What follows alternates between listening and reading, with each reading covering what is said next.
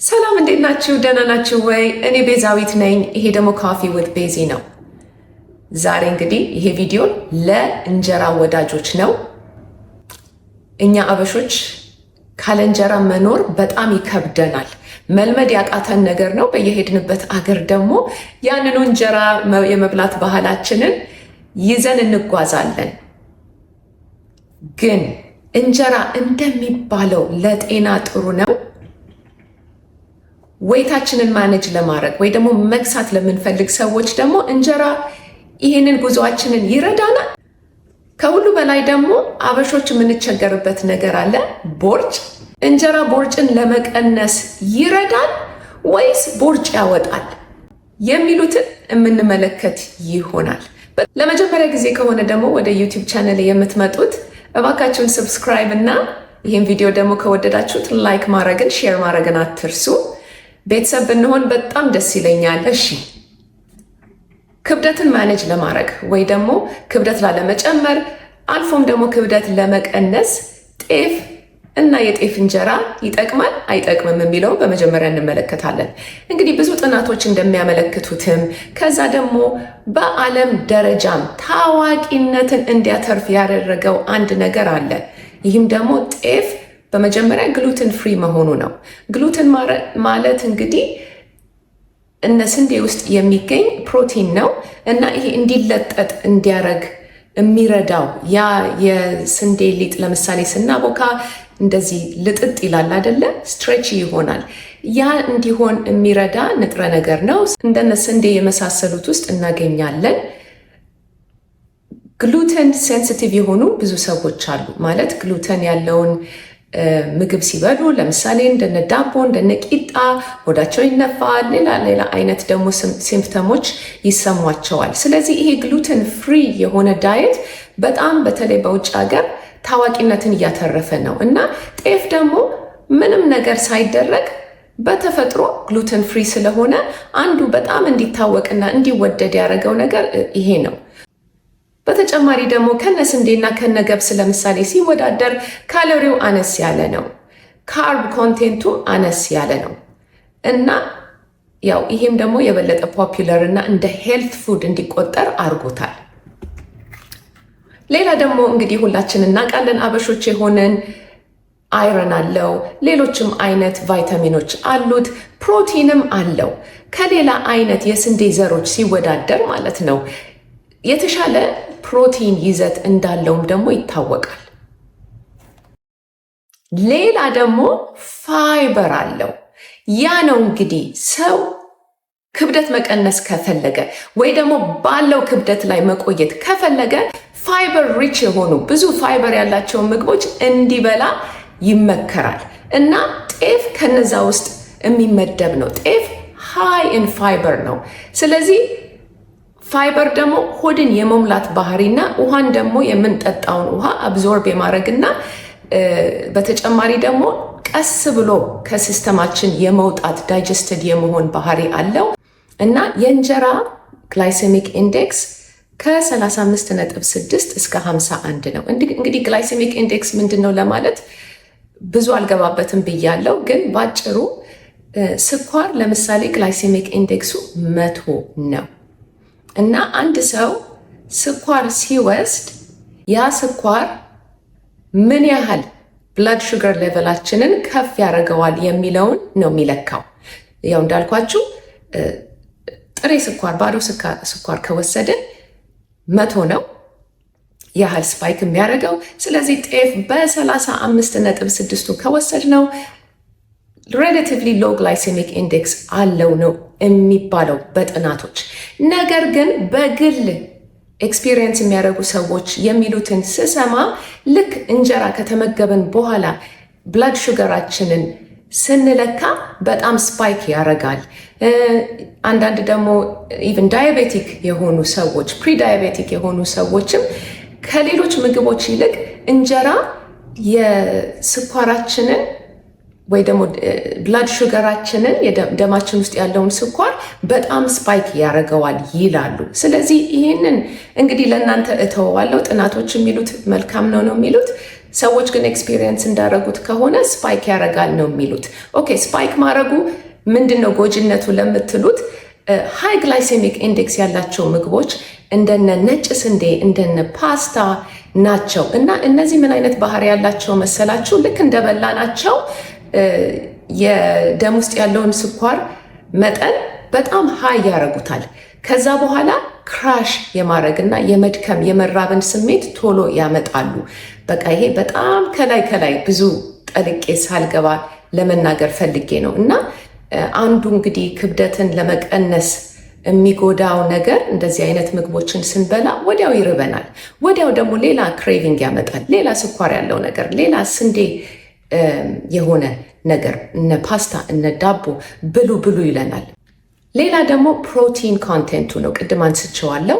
ከሌሎች አገን የስንዴ ዘሮች ሲወዳደር ጤፍ በተለይ ደግሞ አሁን ፈረንጆች እንዴት ይበሉታል መሰላችሁ? እንደ ሲሪያል ለምሳሌ ኦትሚል እንደምንበላው ቀቅለው ይበሉታል።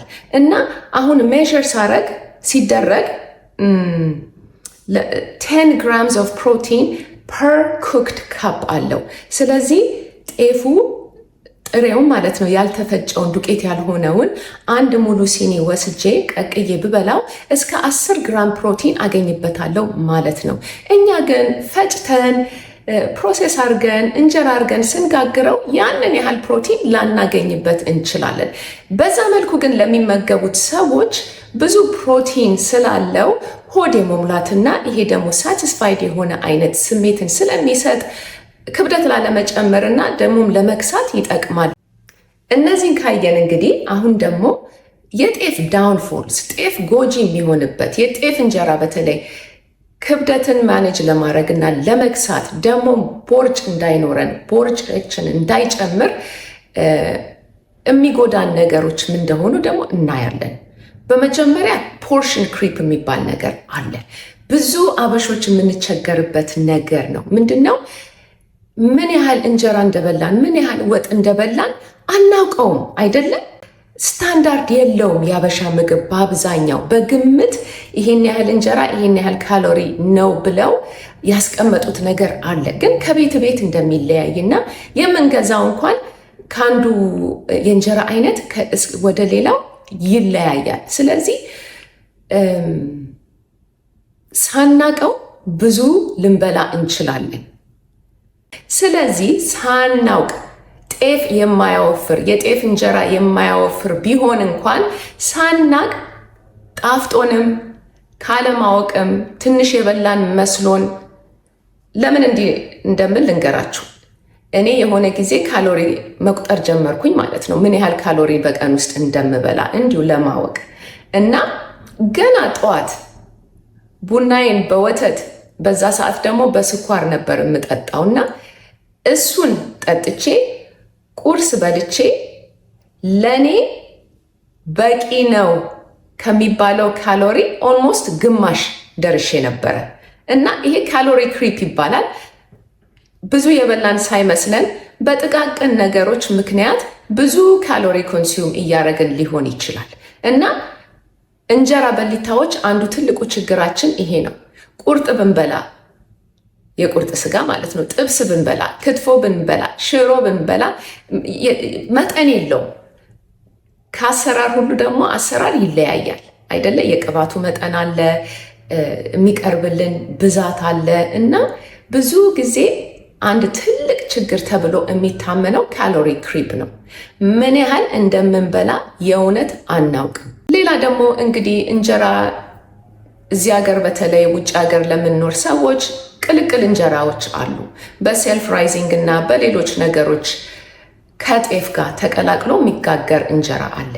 ያ ደግሞ ፒውር ጤፍ ስላልሆነ እንደውም በጣም ጎጂ የሆነ ነገር ሴልፍ ራይዚንግ ፍላወር which is ነጭ ዱቄት ከኬሚካሎች ጋር ማለት ኩፍ እንዲነሳ የሚያረጉ አብረውት የሚፈጩ ኬሚካሎች ጋር የተሰራ ሴልፍ ራይዚንግ ፍላወር ጋር ቀላቅለው ስለሆነ የሚጋግሩት ምን ያህሉ ጤፍ ምን ያህሉ ሴልፍ ራይዝ እንደሆነም ደግሞ የሚታወቅ ነገር ስለሌለ ያንን ደግሞ የምትበሉ ሰዎች የበለጠ ጉዳት ውስጥ ትገባላችሁ ማለት ነው። ሴልፍ ራይዝ ፍላወር ራሱ የሚያወፍር ቦርጭ የሚያወጣ ፕሮሰስድ አይነት ዱቄት ነውና ይሄም በጣም ጎጂ ስለሆነ በዛ ምክንያት ቦርጭም ልናወጣ ቦርጫችንን ሊጨምር ይችላል፣ ልንወፍርም እንችላለን።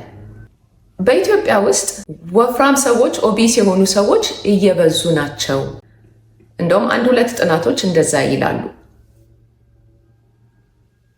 ባይ ዘ ዌይ ጥናቶችን ከጠቀስኩ ቪዲዮ ላይ ዲስክሪፕሽኑ ላይ ከየት እንዳገኘኋቸው ሁሌ ሊንክ አደርጋለሁ። እሺ እሱን ማየት ትችላላችሁ። በተለይ ደግሞ በኢትዮጵያ ውስጥ ቦርጭ በጣም ኮመን የሆነ የተለመደ ነገር እየሆነ ነው ይላሉ። እንደውም ከ16.5 እስከ 28.4% የሆነው ህዝብ ቦርጫም ነው ይላሉ። እንግዲህ አገራችንን እናውቀዋለን አደለ? በችግር ውስጥ ያሉ ብዙ ሰዎች ያሉባት አገር ናት እና እንደዛ አይነት አገር ውስጥ እስከ 28.4% ሰው በቦርጭ እየተቸገረ ነው ማለት በጣም ትልቅ ቁጥር ነው ማለት ነው። ምንድነው ምክንያቱ? መጠን የሌለው አበላል፣ በተለይ በከተማ ውስጥ መጠን የሌለው አበላል እየበዛ መሆኑን ነው። ሁለተኛ ደግሞ ተመሳሳይ ነገሮችን ደጋግሞ መብላት፣ እሱ ቦርጭ እንዲጨምር ያረጋል ይላል ይሄ ጥናት። እዚህ ጋር በጣም እንድትሰሙኝ እፈልጋለሁ። ደጋግሞ ያንኑ ነገር መብላት፣ ለምሳሌ ደጋግሞ ሁሌ ዳቦን መብላት፣ ሁሌ እንጀራን ደግሞ በአንድ አይነት ነገር መብላትም ቦርጭ ሰው እንዲያወጣ ተጽዕኖ፣ ከባድ ተጽዕኖ እንደውም ያሳድራል ነው የሚለው ይሄ ጥናት። አትክልት በቂ ያለመመገብ፣ ፍሩት በቂ ያለመመገብም፣ እንደዚህ አይነት ስጋ ዳይቨርስ የሆነ ዳየትን በቂ አለመመገብም ሰዎች ቦርጫም እንዲሆኑ ቦርጫቸው እየተለቀ እንዲመጣም ደግሞ ኮንትሪቢዩት ያደርጋል ይላል ይሄ ጥናት። አንድ ደግሞ በአይጦች ላይ የተደረገ ጥናትን ላካፍላችሁ። አይጦችን ጤፍ ብቻ አበሏቸው ማለት ነው ለተወሰነ ጊዜ፣ ለ2 ወር ነው መሰለኝ። ሌሎቹን ደግሞ ግሩፖች ስንዴ ብቻ ነበር ያበሏቸው። ስለዚህ 2 ግሩፕ ናቸው። አንዱ ግሩፕ ጤፍ ብቻ ነው የሚመገበው የነበረው፣ አንዱ ግሩፕ ደግሞ ስንዴ ብቻ ነበር የሚመገበው እና በተደረገው ጥናት ላይ በኋላ ከ2 ወር በኋላ ክብደታቸው መልሶ ሜዥር ሲደረግ ሁለቱ ግሩፖች ጤፍ ብቻ የተመገቡት አይጦች ስንዴ ብቻ ከተመገቡት አይጦች 13% ያነሰ ዌይት ነበራቸው ከመጀመሪያው ሲለካ ማለት ነው። ስለዚህ ጤፍ ብቻውን እንደ ንጥረ ነገር ቢበላ አያወፍርም ማለት ነው። እሺ እንግዲህ ቦርጭ እንዳይሆንብን እንዳያወፍረን እንጀራን እንዴት እንመገብ? አሁን ደግሞ እንጀራ እንዴት እንመገብ ብለሽ ልታስተምሪኝ ነው እንዴ እንዳትሉኝ፣ ሰዎች ባሉትና ባነበብኩት ነው እንግዲህ እንደዚህ አድርገን ብንመገበው ያን ያህል አያወፍረን ይሆናል። ደግሞም ሆዳችንም ሆነ ሰውነታችን እንዲቀንስ እንደውም ሊረዳን ይችላል በሚል ነው። በመጀመሪያ እንግዲህ 1 ወይ 2 ቁርጥ እንጀራ ከዛ አለማለፍ ነው። ሁለተኛ ደግሞ እንጀራን በምንበላበት ጊዜ በተቻለ መጠን ከአትክልት ጋር ከሰላጣ ጋር፣ ሰላጣም ላይ ደግሞ ዘይት ሳናበዛ ማለት ነው ጋር ብዙ ብንመገብ ይረዳል፣ ይሻላል።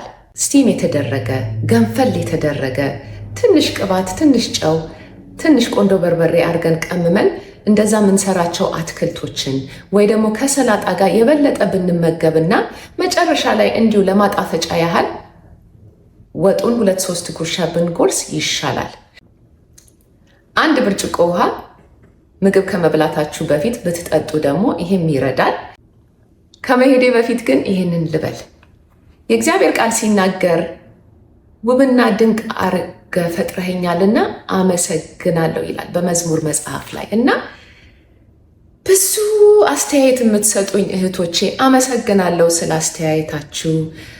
በቦርጭ በውፍረት በሌላ በብዙ አይነት ነገር እየተቸገራችሁ ምክር የምትጠይቁኝ ጥያቄ የምትጠይቁኝ አመሰግናችኋለሁ።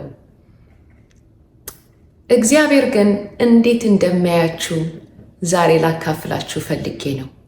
እግዚአብሔር እኛን ሲፈጥረን ውብና ድንቅ አድርጎ ነው። እግዚአብሔር እኛን ሲያየን ውብ የሆንን ድንቅ የሆንን የምናምር ብንወፍር ብንከሳ ብንረዝም ብናጥር ብንቀላ ብንጠቁር ከዚህ ዘር ብንሆን ከዛ ዘር ብንሆን እግዚአብሔር ሲያየን እኛ ሁላችንን ውብ እና ድንቅ አድርጎ ነው የሚያየን እና ራሳችንን የምንፈልግበት ክብደት ላይ ብንሆንም ባንሆንም ሰውነታችን የተስተካከለ ቢሆንም ባይሆንም እግዚአብሔር እንደሚያየን ለማየት እንሞክር። በሌላ ቪዲዮ እስከምንገናኝ ድረስ ሰላም ቆዩ። በጣም ነው የምወዳችሁ። እግዚአብሔር ይስጥልኝ።